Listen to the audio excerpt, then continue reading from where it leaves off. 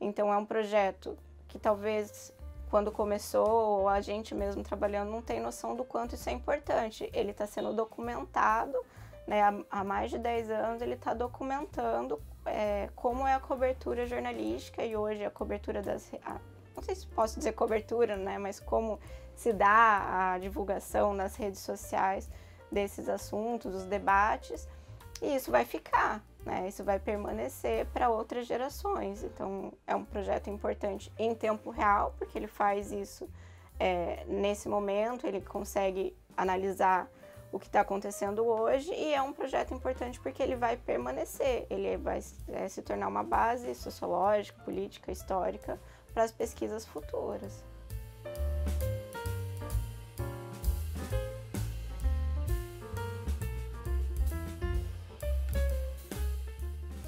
Eu sou formada em jornalismo, em ciências sociais, sou mestre em ciência política e doutora em ciência política. E desde o mestrado eu estudo comunicação política. Então, no mestrado eu estudei a cobertura jornalística da Assembleia Legislativa do Paraná, que eu fiz o mestrado em ciência política na Universidade Federal do Paraná. No doutorado, continuei na mesma linha de comunicação política e também estudando mídia, só que dessa vez eu estudei a cobertura jornalística do movimento feminista no Jornal do Brasil e um jornal de Portugal. E atualmente no pós-doutorado continuo nessa linha de comunicação política. Eu conheço o manchetômetro desde sempre, né? Desde a minha formação, porque a linha de comunicação política, o professor Marcos Figueiredo é muito conhecido dentro da área de ciência política, então sempre foi uma referência nos meus estudos, desde as minhas primeiras aulas de comunicação política. E sempre foi uma vontade de fazer parte algum dia do IESP, né? Que é o instituto que eu estou hoje, que é o Instituto de Estudos Sociais e Políticos, que é o antigo IUPED. Os meus professores foram formados no IUPED. A Luciana Veiga, o Emerson Sérvio, que foi meu orientador, eles fizeram doutorado aqui. Então sempre foi uma vontade, mas ao mesmo tempo eu não queria sair do Paraná. Então eu fiz graduação, mestrado e doutorado na Federal do Paraná. E aí, em um momento, surge essa oportunidade de vir trabalhar no manchetômetro, que eu já conhecia, né, das pesquisas, já recebia os e-mails, já conhecia as pesquisas do João Feres, que é o coordenador. Então, já tinha esse conhecimento do que era o manchetômetro, do que era a pesquisa. Então, não consigo estabelecer um momento, assim, que eu conhecia a pesquisa, né. Provavelmente por volta de... Acho que a pesquisa começa em 2014, a atual pesquisa do manchetômetro, né? Então, provavelmente por ali. E atualmente eu sou pesquisadora de pós-doutorado e faço parte da equipe do manchetômetro. Em relação ao que a gente pode caracterizar como uma crise, né, da democracia brasileira, a democracia brasileira é uma democracia muito jovem. Eu costumo falar que ela é tão jovem quanto eu, que eu tenho quase a mesma idade do período de redemocratização, nasci ali um ano depois. E desde esse período, se a gente atrelar os estudos de mídia, a gente percebe como a mídia, desde esse período, né, que são a maioria dos estudos, tem um interesse muito grande nos acontecimentos políticos e busca influenciar esses acontecimentos políticos. Então, os estudos de mídia e comunicação política no Brasil, eles vão mostrar que desde do período ditatorial, alguns jornais apoiaram, né, o golpe de 64, e aí depois a gente tem principalmente a maioria dos estudos com a redemocratização, né, até por essa possibilidade de abertura, de pensamento mesmo. E então a gente vai ter estudos desde das primeiras eleições, ali das disputas eleitorais do Lula e do Collor. E os estudos mais recentes, eles mostram uma forte influência da mídia nos acontecimentos políticos, né? Então, a gente pode analisar a partir de 2016, por exemplo, o impeachment da Dilma Rousseff. Tem estudos que mostram que os jornais tiveram um enquadramento favorável ao impeachment da Dilma Rousseff, né? O que alguns cientistas políticos vão chamar do golpe de 2016. Outros exemplos dessa influência também a gente pode perceber na Operação Lava Jato. as denúncias da Vaza Jato, né, o apoio dos grandes jornais do Brasil, que acaba entrando no que a gente analisa, o apoio desses grandes jornais na prisão do ex-presidente e atual presidente Luiz Inácio Lula da Silva. Então, os jornais, eles têm um papel de, talvez não só de ator político nessa esfera pública, mas muitas vezes eles se tornam a própria esfera pública de debate no Brasil, né, no regime democrático brasileiro. E isso é um ponto muito importante, porque como a minha formação em jornalismo, e a gente aprende na faculdade de jornalismo que os jornais são isentos, ou que os jornais são plurais, que eles não têm uma linha política deles, que eles dão vozes para os dois lados, né? No jornalismo a gente é ensinado a isso, a escutar os dois lados da notícia. E quando a gente passa a analisar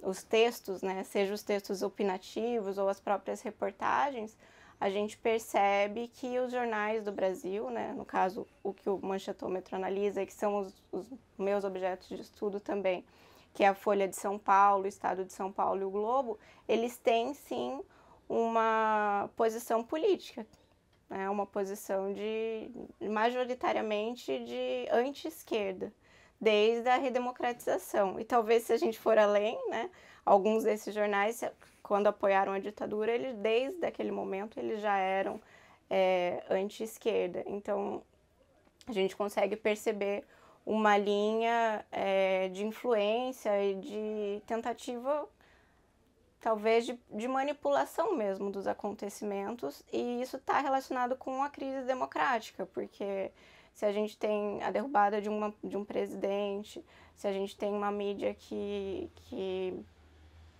em alguns momentos passou pano para notícias falsas, ou em dados mais recentes, por exemplo, né, que é das nossas análises aqui do Manchetômetro, da cobertura midiática dos acontecimentos de 8 de janeiro. Então, por muitos momentos, a mídia não noticiou as manifestações antidemocráticas, né? Na nossa Constituição é proibido que os cidadãos peçam intervenção militar. E era uma coisa pública, né? Estavam em frente de vários quartéis, principalmente nas capitais do Brasil, um grupo de pessoas ali. E os jornais não noticiavam isso, ou noticiavam muito sutilmente. Eles vão passar a noticiar quando esse grupo de pessoas mais extremadas realizam um ataque realmente nos prédios públicos, né? Um ataque com prejuízos econômicos, sociais. E a partir desse momento que os jornais passam a noticiar. Então, a gente percebe uma linha muito tênue da consolidação da democracia, da manutenção da democracia e da forma que atuam esses jornais no Brasil. A minha pesquisa é para analisar a linha ideológica dos 3 grandes jornais do Brasil, que eu vou chamar dos jornais mainstream. Que são os jornais que eram de maior circulação, né? Hoje a maioria das pessoas leem esses jornais online, mas eram jornais impressos de maior circulação do Brasil, que é a Folha de São Paulo, o Estado de São Paulo e o Globo. São jornais que estão centralizados na região sudeste do país, mas ainda são os maiores jornais, com maior redação e maior qualidade jornalística mesmo, né? Mesmo com as críticas que a gente pontua como pesquisadora, são os jornais mais importantes do país. E analisar dentro desses jornais, a partir do ano de 2018, qual é o comportamento político desses jornais, se eles têm uma linha editorial que apoia um determinado partido ou não. Existe um conceito de paralelismo político, né? Esse conceito diz que alguns jornais apoiam claramente, né? Tem uma linha ideológica que apoia um determinado partido ou uma linha ideológica, né? Então, esses jornais, eles se apresentariam como jornal de centro, jornal de esquerda, um jornal em prol de tal partido. E aqui no Brasil, os jornais, eles têm essa característica de se apresentarem como isentos. Eles não se apresentam com uma linha ideológica clara. E o interesse da minha pesquisa é observar exatamente isso, como que esses jornais se comportam se em 2016, como eu comentei, eles apoiam o impeachment da Dilma Rousseff, e aí 2018, que é o início dessa minha pesquisa, ainda é o governo do Michel Temer, que é o presidente que assumiu pós o impeachment da Dilma. E em 2018 também a gente tem a eleição do Bolsonaro, então é um período de muitas mudanças no contexto político para perceber se existe uma linha, né, um paralelismo entre esses jornais em alguma ideologia do Brasil.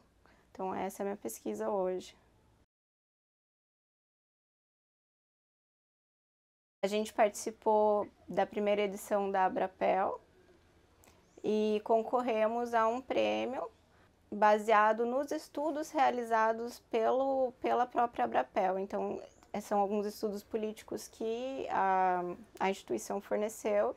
A gente trabalhou com os relatórios das pesquisas da Abrapel, algumas pesquisas de opinião, sobre o período eleitoral de 2022. E nesses relatórios, né, essa eleição teve muito essa característica de muitas notícias falsas, né, as chamadas fake news. E a gente acreditava, baseado nos estudos que a gente vem fazendo, que havia um grupo maior que tinha tendência a acreditar nessas notícias falsas por ser uma característica, né, desse eleitorado mais de direita, que são os eleitores do ex-presidente Jair Bolsonaro. E o artigo vai trabalhar em cima disso para perceber se realmente é o grupo evangélico que acredita. O artigo vai trabalhar em cima disso para tentar perceber se realmente é o grupo evangélico que acredita mais em notícias falsas ou não, e qual a importância disso naquele momento das eleições. E nós ganhamos, né, em segundo lugar o prêmio, e é um reconhecimento muito importante para o projeto do Manchetômetro, e para mim também, para minha carreira, embora não seja a minha pesquisa principal.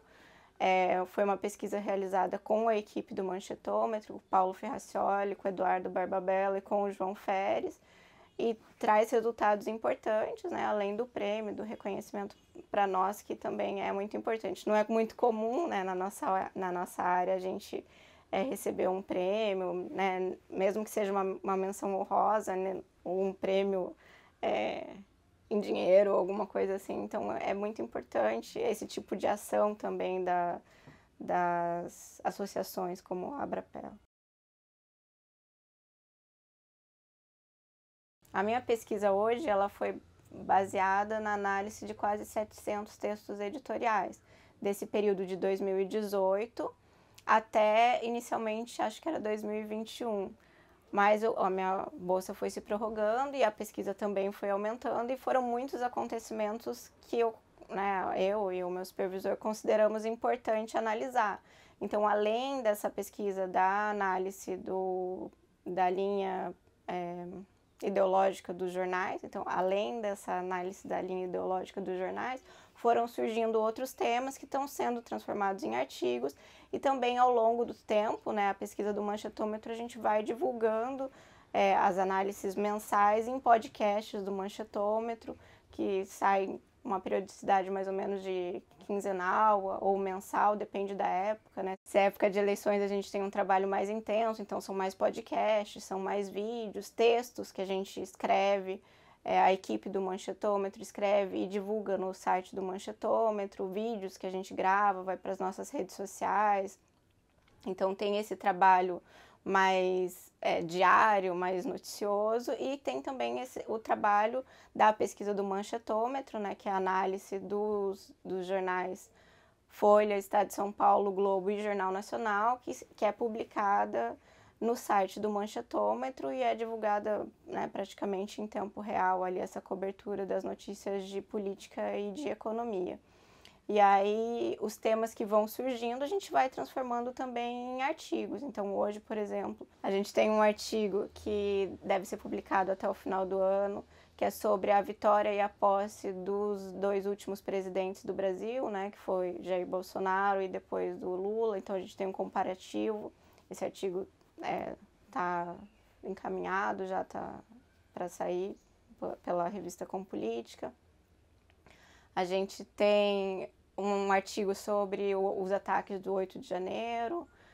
E, então são sempre temas atuais, né, do contexto político atual, que o grupo faz análises e geralmente em pesquisa coletiva, né? Esses trabalhos não são trabalhos só meus, são trabalhos da equipe que escreve e que publica nas revistas científicas. E as pessoas podem acompanhar isso no site do Manchetômetro e nas redes sociais, no Instagram, no Facebook, no YouTube. Todo o nosso trabalho está sendo divulgado ali periodicamente, sempre atualizado.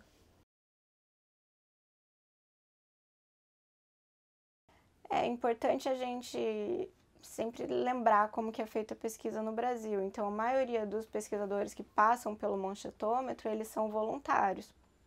E aí, quando surgiu essa oportunidade de um edital, o nosso foco principal foi em buscar recursos e bolsas para ter estudantes que permanecessem mais tempo no Manchetômetro, porque a gente estava com um problema de evasão muito grande. Então, os estudantes, as pessoas gostam do trabalho, gostam, mas é voluntário. E aí, no momento que elas começam a trabalhar, né, ter uma renda profissional, vai ficando mais difícil. E geralmente funcionava que cada dia da semana de cada jornal era feito por um voluntário. Então, isso era mais ou menos 28 voluntários. Então, é muita gente para ser gerida sem recurso nenhum, né? Porque as bolsas que nós temos são as bolsas de cada pesquisador, que é o salário de cada pesquisador. E aí, ter uma bolsa, ter recurso para a gente poder, por exemplo, gravar esses materiais, poder investir na nossa pesquisa mesmo, né? Em recursos para a pesquisa, além de pagar novos bolsistas que deixam de ser voluntários, alguns, né? Também é uma forma importante da gente trazer os alunos de graduação que começam já a trabalhar desde a graduação com pesquisa, traz dinheiro mesmo para realizar a pesquisa, que muitas vezes é feito de forma voluntária. Então, os computadores que a gente usa é nosso, as câmeras que a gente usa é nossa. A gente não tem muitos recursos financeiros para o projeto. Então, um edital como o CNPq traz, mesmo que por um período, traz um fôlego grande e é uma conquista importante, porque são escassos esses editais no Brasil. Então, conseguir um edital, né, mesmo que seja por um período, é uma conquista importante. Mostra a relevância do nosso projeto dentro da nossa área de pesquisa. E o Projeto Universal, ele marca também a comemoração dos 10 anos do Manchetômetro, né? Então, como eu falei, as pesquisas são voluntárias e há 10 anos ele vem funcionando com a boa vontade dos jovens pesquisadores, porque quem faz essa coleta geralmente são pessoas iniciantes na pesquisa e são voluntários. E aí já passou pelo Manchetômetro muitos pesquisadores, né, que começaram na graduação e que hoje são pós-doc, são professores, estão trabalhando no mercado como pesquisa. E aí isso é importante para o aniversário de 10 anos, né? É um projeto duradouro que vai fazer 10 anos. E com essa verba a gente também vai poder fazer um evento, vai poder convidar especialistas para vir até o IESP, né, falar sobre a importância da comunicação política, as pesquisas atuais, o que tem acontecido nessa nossa área de pesquisa. Eu acredito no projeto, né? Eu não me envolveria com um trabalho que eu não acredito. Mas é importante a gente pensar que em um momento de tantas pesquisas sobre as redes sociais, né, essa ideia de que as redes sociais ultrapassaram